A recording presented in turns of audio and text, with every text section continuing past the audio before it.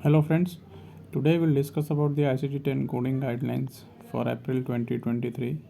There are new ICD10 coding guideline updates which are added for this month from April 1st, and they should be like followed by all the medical coders for coding the ICD10 codes.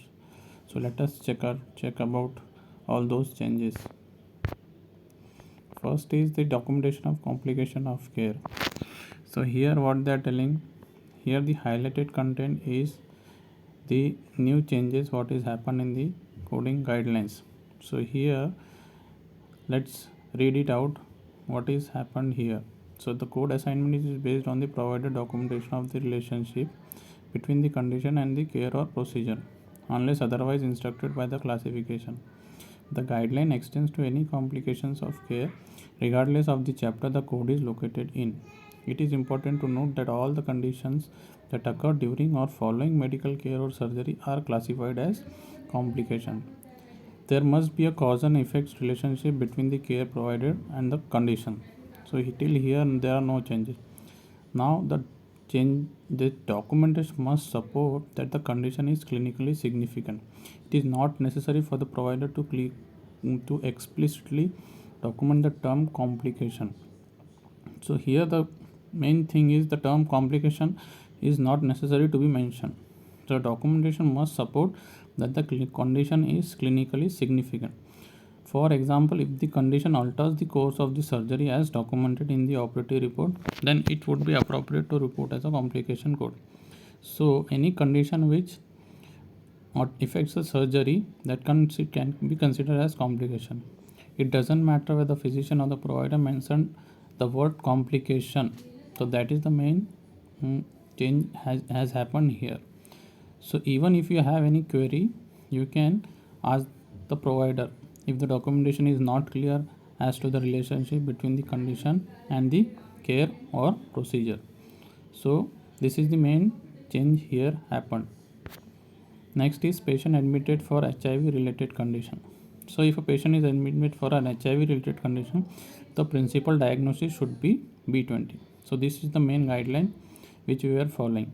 But now there is an exception for this. An exception for this guideline is if the necessary if the reason for admission is hemolytic uremic syndrome associated with HIV disease, assign code T59.31 infection associated hemolytic uremic syndrome followed by code P20.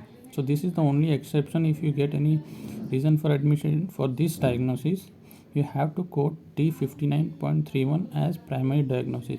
Other than that, you can code P21 as the PDX for all other scenarios.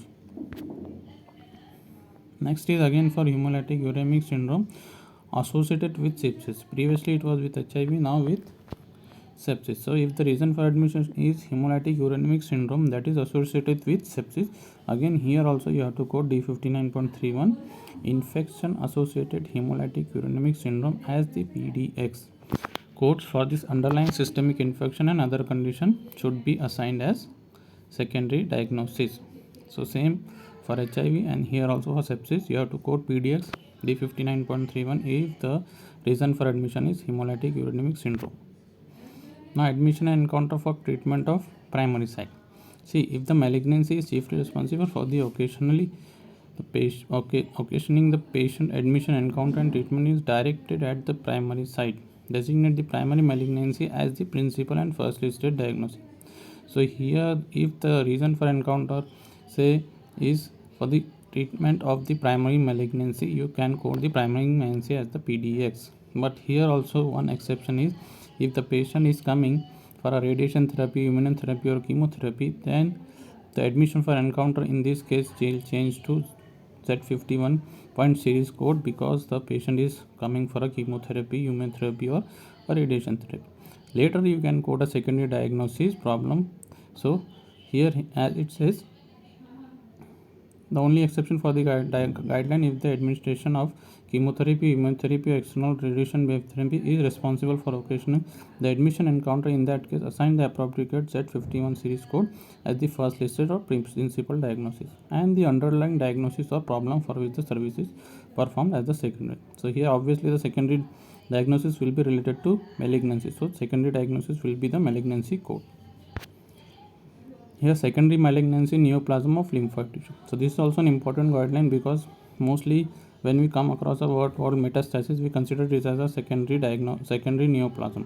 But here what it is saying, when a malignant neoplasm of lymphoid tissue metastasis beyond the lymph node, a code from category C81 to C85 will be a final collector. Knight should be assigned identifying extranodal or solid organ sites rather than a code for a secondary neoplasm of the affected solid organ. So here when say for example metastasis of B cell lymphoma of the lung, brain and left adrenal gland is mentioned, you have to code a code from C83.39, which is a primary neoplasm of diffuse large cell B cell lymphoma, extranodal and solid organ site. So you have to code in such a situation C83.39 as the primary neoplasm code, not the secondary neoplasm code for the other site. Thank you for going through this slide and going through all the updates. If you like the information, do subscribe to my channel. Thank you again.